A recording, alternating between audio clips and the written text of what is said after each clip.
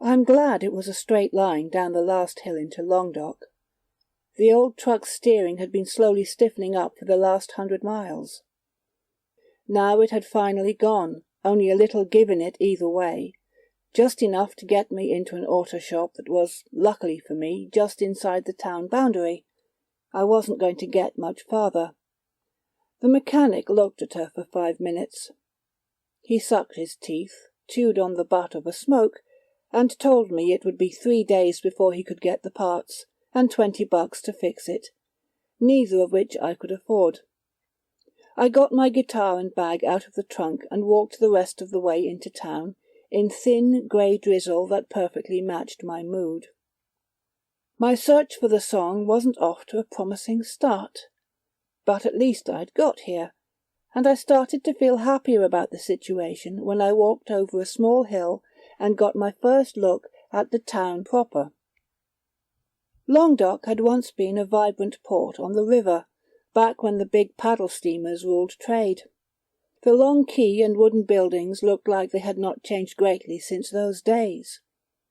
John Gilthrop, the man I was here to see, had promised me a song.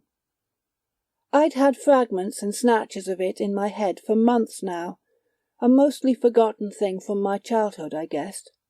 But recently it just wouldn't leave me alone. I couldn't concentrate. I couldn't work. Not that shoveling coal in a rail yard was much in the way of intellectually stimulating, and even sleeping was punctuated by far-away voices singing in the wind, just too faint to make out, just too loud to ignore. So 3 weeks ago I'd walked out of the yard, put everything I owned, which wasn't much beyond a change of clothes and a guitar, into the truck, and headed out looking for an answer. Looking for a song. My song. I asked around clubs and among songwriters up and down the East Coast, playing what snatches of the song I could remember to anyone that would listen. Nobody knew the tune exactly, but there were many who swore they had heard it before, somewhere. Finally I was pointed toward John. Missouri John, they called him. I sent him a letter, and he responded by inviting me to stay. The exchange of notes had excited both of us, it seemed. Although I had to spend the last of my meagre supply of cash on gas for the trip, the song was old to John, new to me, and for that alone the trip was going to be worth it. At least I didn't have any lodging expenses to pay. Old John had a large house looking down over the quay. I'm rattling around like a marble in a bottle in here on my own. I could do with the company. You'll have no trouble finding it, he said on the phone. It's yellow. Yellow was an understatement. The house was perched high on a rocky outcrop and seemed to shine, luminescent despite the grey skies overhead.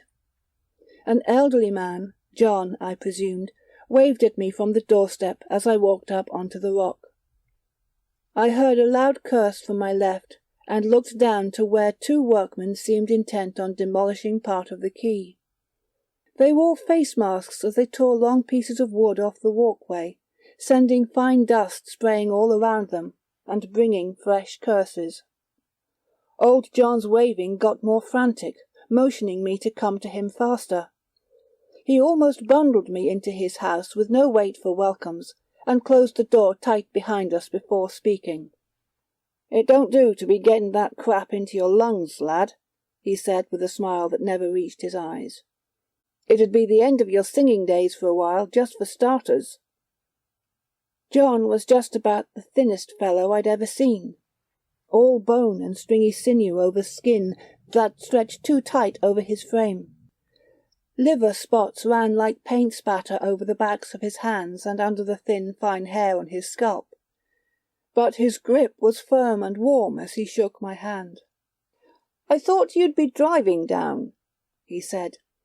That led us into a discussion of my trouble at the repair shop, and on to my initial views of the town, so that it was only later, too late, that I noticed how skilfully he had diverted attention from the men working out on the quay. That first evening is something of a haze. I was tired after the long drive. After eating some hearty stew, drinking a couple of pints of strong home-brewed beer, then starting in on the rye almost straight after that, I was half asleep before I broached the subject of the old song. "It can wait, lad," John said. "Something you'll learn when you get to my age. You need to take your sleep when you can get it. Store some up against your dotage. There'll be more than enough late nights and early mornings to come later. Trust me on that." He showed me to a tidy, well-appointed bedroom on the front of the house, looking out over the dock to the slow stir of the river. "It used to be our room, the wife and I," John said softly. "After she was taken, I couldn't look out that window any more." He turned away, but not before I saw the sudden tears in his eyes, tears he wiped away angrily, as if ashamed of them. "In the morning, if Betty is willing, I'll teach you the old song, the way I was taught it, and you'll see for yourself what I mean about the view." He left me alone, looking out over the water as the sun started to go down in the west, painting the sky pink and orange before going over to ever deeper purple. I lay on the bed watching the shadows flit across the ceiling as the darkness gathered, and before I knew it I was soundly asleep. Given my tiredness, that should have been that for the night, but I was woken, disoriented in the dark, something much later. The guitar rang in its case, the sound-box vibrating in sympathy with whatever noise had woken me. I was used to the guitar's moods. Garbage trucks, school buses, even loud motorcycles could set it off back at home, but I never expected anything here to be loud enough. I lay there for a while waiting to see if the noise would be repeated, but all I heard was the soft sound of the river passing by. Shadows shifted on the ceiling. At first I took them to be just the play of moonlight on water, but then they took on a yellowish tinge. Someone was outside with a lantern. There was still no sound, but my interest was sufficiently piqued that I stood and went to the window. It wasn't just one person with a lantern. There were half a dozen lights, bobbing in unison as they moved along the quay down below the outcrop. It was too dark for me to make out details, but I saw enough to know that the people holding the lanterns were part of a small procession, 3 in front and 3 behind, 6 men carrying what I couldn't help but assume was a coffin. The whole scene took place in complete silence. The procession went to the end of the quay and went down out of sight from me, but, presumably, into a boat. Several minutes later I heard the soft put-put of a 2-stroke engine, and saw a small boat move away, heading out into the main stretch of river. It was a mere seconds after that when I saw the flash, and heard a soft whoomp as the boat went up in flames. The lantern-lit procession stood on the edge of the quay watching until the flames did their job, burning the boat to its end. When it sank, it went quickly, like a match being snuffed out. The bobbing lights came back along the quay toward me, still in complete silence. I stepped back away from the window, suddenly afraid of being seen, and saw no more until the darkness once again filled the room, and the procession went off and away into the impenetrable shadows of the town streets beyond. The last thing I heard before I lay on the bed, suddenly wide awake, was the soft noises of someone, John, returning to the house and closing the front door firmly behind him. When I woke again, sunlight was coming in through the curtains. I dressed and went downstairs, where I found John stood out on his front porch, coffee in one hand, a smoke in the other, staring out over the river. If I was going to bring up the topic of the overnight procession, that would have been the time. But I kept my mouth shut, helped myself to some coffee, and went to join him in the morning sun. We drank our coffee in silence. There was plenty of it. The sun might be up, but the town seemed to be still mostly asleep, and even the swooping gulls that flew overhead hadn't yet mustered up enough energy to make any noise. I looked out over the water, but there was no sign that anything at all untoward had happened. There was no debris, not so much as a smear of oil on the water. Whatever the townspeople had been doing, the night and the river had successfully swallowed all evidence of it. As we drank, the town slowly woke up. A truck coughed and barked its way out of a parking area. Somewhere in the distance a chainsaw chugged, twice, before starting up, and a workman, already putting a mask over his face, walked along the quay below us, obviously intent on getting back to work on the timbers. He seemed to be alone today. But if John wasn't going to remark on the fact, I certainly wasn't going to press him.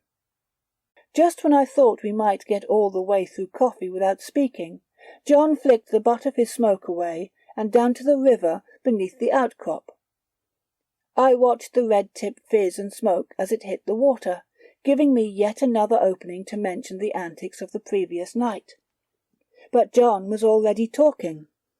"There'll be fog soon enough. Best get inside afore you catch a chill, boy." I looked around. Apart from a few wispy clouds there was only clear sky. But then I saw it, far downstream to the south. A thin bank of light grey, a sharp line across the sky and river, edging closer. John saw me looking and smiled. "You'll get to know the ways of the water when you've been here as long as I have. Come away in. I'll get some breakfast for us. Then we can get round to what brought you here." Breakfast proved to be enough pancakes to fill me twice over, more coffee, and another 2 smokes. It was almost noon before John went to a cupboard in the parlour and broke out a battered old national guitar. The sound-box was tarnished and dulled, and the body had been dinged more often than my old truck. But it rang high and clear through the house when he struck an open G major chord. He took a glass bottleneck from his vest pocket and slid into a chugging blues. His voice was deep, but almost as pure as the old nationals as he sang. I recognized it immediately. I felt like I'd already heard it all in my dreams. "He sleeps with the fish in the depths far below. He sleeps with the fish in the dark. He dreams where he sleeps as we watch from the shore, and the dreaming Lord is singing where he lies." It sounded like something I'd heard of Leadbelly's down in New Orleans, but scored for a higher-pitched voice, almost as if it was meant for a woman to sing, and not John's clear but low bass. The old man strained slightly on the higher notes, then, just as I was expecting him to launch onto a chorus, started to cough from deep in his chest with a rumble that sounded like something was broken in there. He waved me away when I went to try to help. He stroked the old guitar gently, then looked up at me. "Not yet, it seems. Betty will let us know when it's your time." John was smiling, but I was frustrated as hell. I'd come for the song, that song, and to hear the snatch of it, then have it taken away, was just going to make my wait that bit more unbearable for me. I'm afraid I whined like a petulant, demanding boy half my actual age. "What did you mean, time? Who is this dreaming lord the song is about? And nearly time for what?" I asked. To his credit, the old man didn't tell me off for being a brat. He just smiled sadly. "Questions like that make me thirsty," the old man said. "Will you join me in a glass or two?" It was more of an order than a question. Over the next few hours I drank more of his rye, but no matter how much I probed, I got nowhere with my questions, either about the song or the events on the quay in the depths of the night. "It's not something I can rightly tell you," John said. "It's something you have to see for yourself, something you have to feel." He put the rye bottle away. "Go for a walk, lad, down to the shops and in by the river. Have a beer and a good look round. We'll talk later this evening over dinner." "Are you coming?" "No, I've had enough excitement for one day. I need a lie down." The old man scratched idly at the back of his hand. Skin flaked off to fall on the arm of his chair. It was still there as I stood to leave. It caught the light strangely, iridescent, oily. When John left the room I went for a closer look.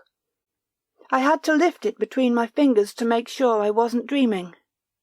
But my first impression had indeed been right.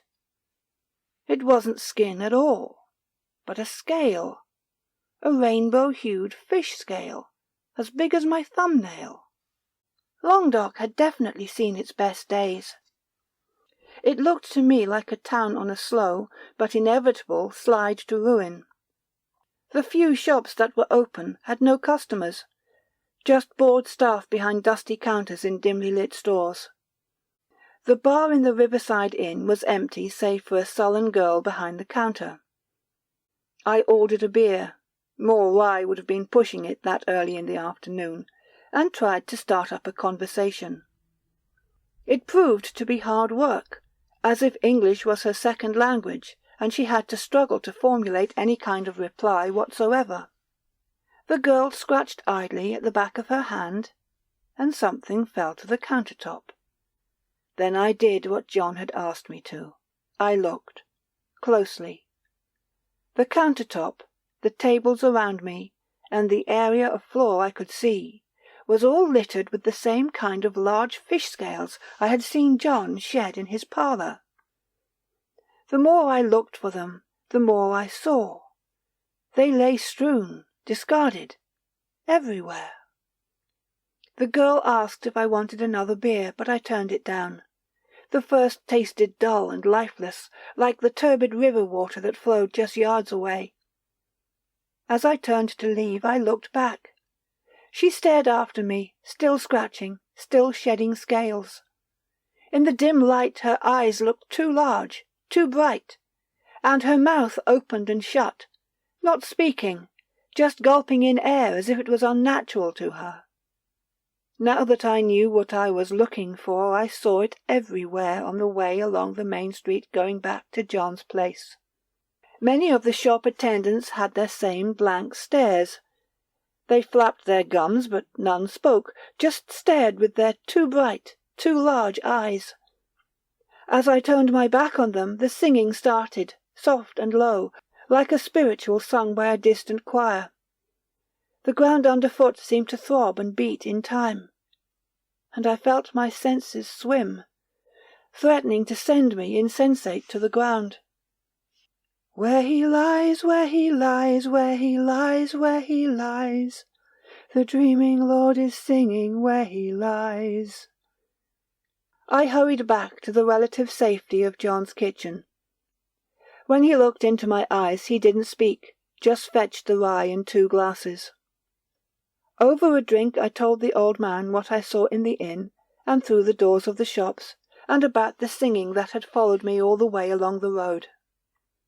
He did not seem in the slightest surprised.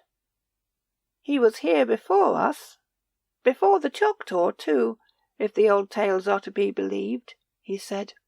"He? You mean there is a person at the bottom of it all?" The old man laughed. "At the bottom, yes, but not in the way you mean. The dreaming Lord is singing where he lies."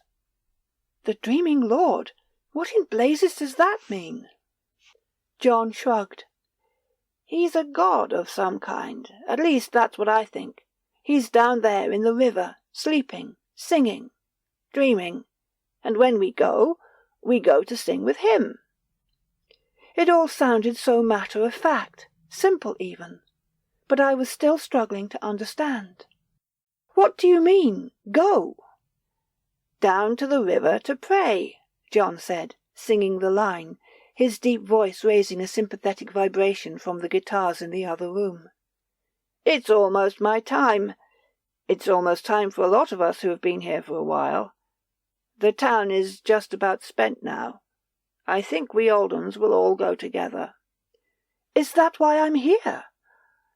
I thought I came here for a song, but it feels like there's something bigger going on here." "There is, isn't there? Tell me." I was close to whining again, and once again he indulged me more than I would have in his place. "Oh, you came for a song, all right, lad. We all came for a song. It's in our heads, our hearts, our very bones. But you know that already. You're one of the choir, aren't you?" I felt something open up inside me at his words, as if he'd just led me to a window that I had always been too scared to look through. I couldn't speak. The guitars in the parlour answered for me, ringing softly, tuned to match the pitch and timbre of John's voice. I remembered what I'd heard, both here in the house and out in the street. "Where he lies, where he lies, where he lies, where he lies, the dreaming Lord is singing where he lies." I had a sudden urge to sing as the old national, Betty, rang out loud. John looked at me. "She thinks you're ready. You look like you're ready. It's time you learned why you're here."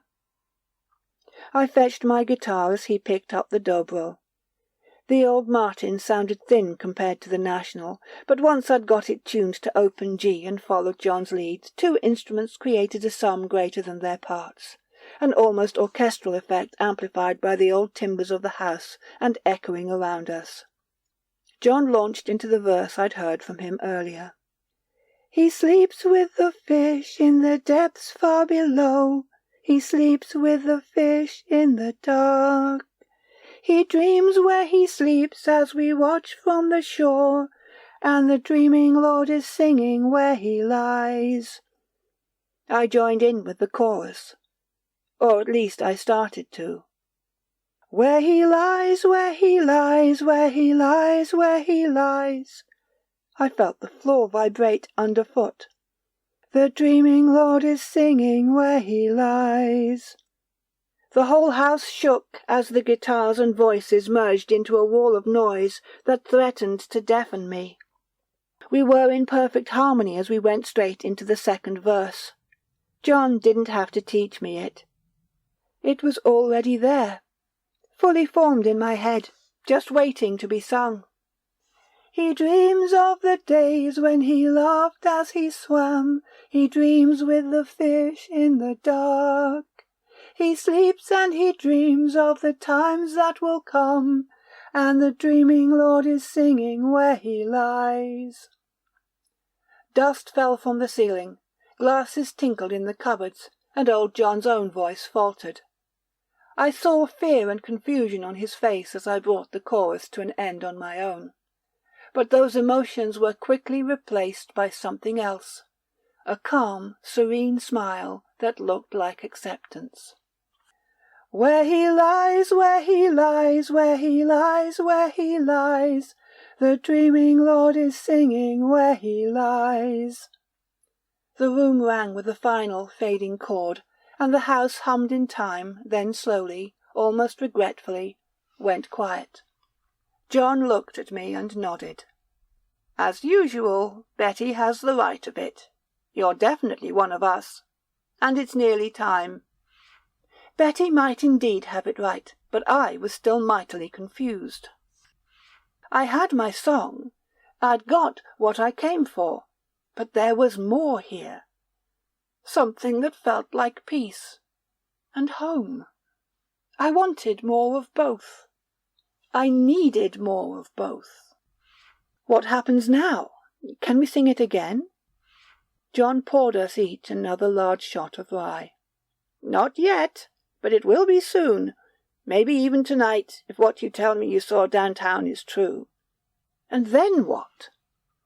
John echoed what I'd been thinking moments earlier. "You've got what you came for. You can go any time you like, but just so you know, wherever you go you'll always have the song with you. In your head, in your heart, in your bones. It never really leaves us if we leave his side. At least here on the dock we can sit and be with him, sing with him. At least here we have some peace." "Peace sounds real nice," I said, and I meant it. I'd found something here I never even knew I'd been looking for. It scared the hell out of me just about as much as it attracted me. But it was also a damn sight more appealing than shoveling coal. John motioned towards the door. I knew what he was asking. I stayed put. There was more yet to learn. We spent the evening in small talk.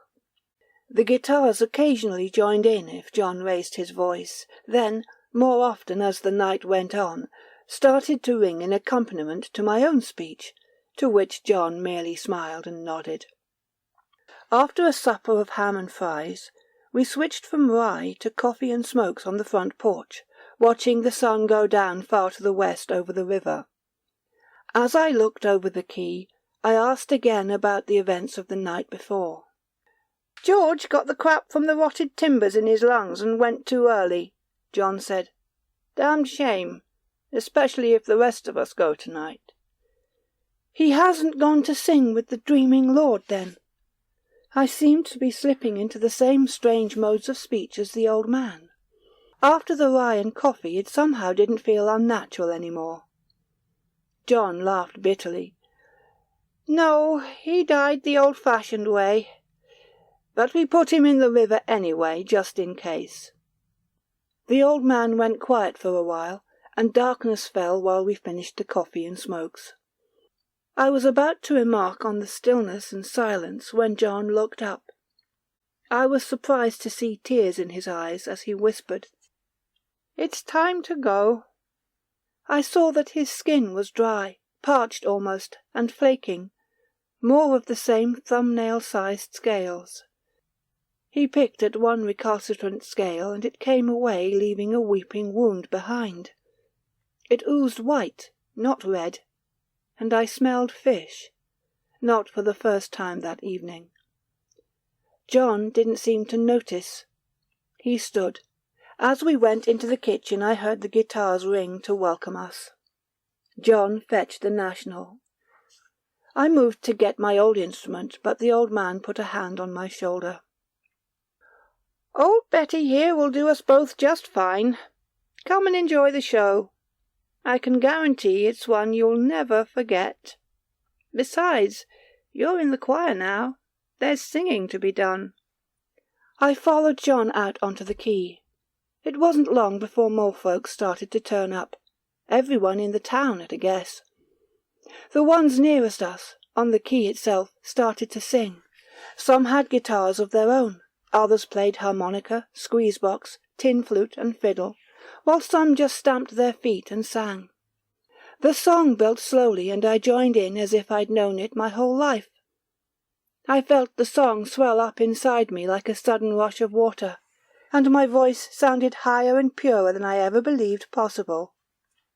"He sleeps with the fish in the depths far below. He sleeps with the fish in the dark." Only halfway into the first verse and everybody was singing. The guitars were ringing out across the river, and the whole quay thrummed and bounced in time. I remembered what John said about the old timbers, and hoped they'd stand up to the strain. Then everything was forgotten but the swell of the song in my head, and in my heart. In my bones. "He dreams where he sleeps as we watch from the shore, and the dreaming lord is singing where he lies." The air was filled with song. John's old National ringing loudest and clearest over the top of everything else. Singers, instruments, stomping, clapping. The quay had become a church, and John was leading the choir in hymn. "Where he lies, where he lies, where he lies, where he lies. And the dreaming lord is singing where he lies." Out in the river, a god paid heed to his worshippers. The river rose and fell in a swell that perfectly matched the stomping feet and ringing chords. A light, faint at first and almost oily in its sheen, rose up from 100 yards from shore. A new voice joined the song, high and ethereal, full of tonal shifts and flowed clusters of quavers providing a backdrop solo to our hymn. Old John moved beside me and put a hand to my shoulder. His skin glistened now, no longer dry but moist and shining.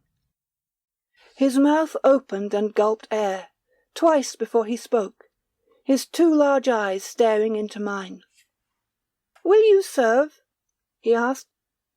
I didn't have time to stop and answer. The chorus demanded my full attention. "Where he lies, where he lies, where he lies, where he lies, the dreaming Lord is singing where he lies." A deep calm filled me up and rose through me, ecstatic in its fervour. I could only look at John and nod. Of course I was staying. How could I leave now? John looked in my eyes and nodded back. "I knew it as soon as I laid eyes on you. Welcome, choirmaster. The house is yours now. So is Betty, if you'll have her." And with that he passed me the old battered national. "Keep the song in your heart and bones. She'll let you know when it's your time." It didn't seem proper to just hold her, so I strummed the chords, louder as I got more confident, helping to provide a march. Not a funeral march, never that, for John and a dozen others as they walked down off the quay and into a long rowboat. I saw 2 others I recognized, the girl from the bar, still staring, still gulping, and the man from the auto shop. I guessed my truck wasn't going anywhere any time soon. The song rose to a crescendo as they rowed away. The light out in the river danced and hummed, a shimmering aurora of green and blue and gold, rising up and opening out like a great wings of singing light that fell, softly, over the boat and sunk back into the water. We reached the end of the hymn, the final chorus fading and echoing down to a silence as darkness fell on a quiet river. "The dreaming Lord is singing where he lies." I use the national most evenings now as the sun goes down and the dreaming God sings. Betty rings in the yellow house in a way my own guitar never will, and she makes me feel closer to the old man. It's a quiet life for the most part. The town is running down slowly into the river, down to the river to pray, and there's hardly any life of any sort left in us, just a song, ebbing and flowing like the water that goes by, and goes by, and goes by. I spotted a dry patch of skin on the back of my hand today. It itches like crazy. Some day, not tomorrow, not next week, but some day, I'll scratch at it and see a clear, rainbow-hued scale flake off. Maybe if I left here, left Betty, I'd be able to hold it off for a time. But the song would be there, always there, in my head, in my heart, in my bones. And it would bring me back sooner rather than later. I'm guessing the choir is always right where it should be when it's needed. And a choirmaster is needed more than most. So for now, I have my smokes, I have my rye, I have old battered Betty, and I have my song. And on a some day another will come to learn from me, and then I'll go down to the river to pray, and maybe meet John again. In the deep, in the dark, singing with our God. This is who I am. He dreams where he sleeps as we watch from the shore, and the dreaming Lord is singing where he lies.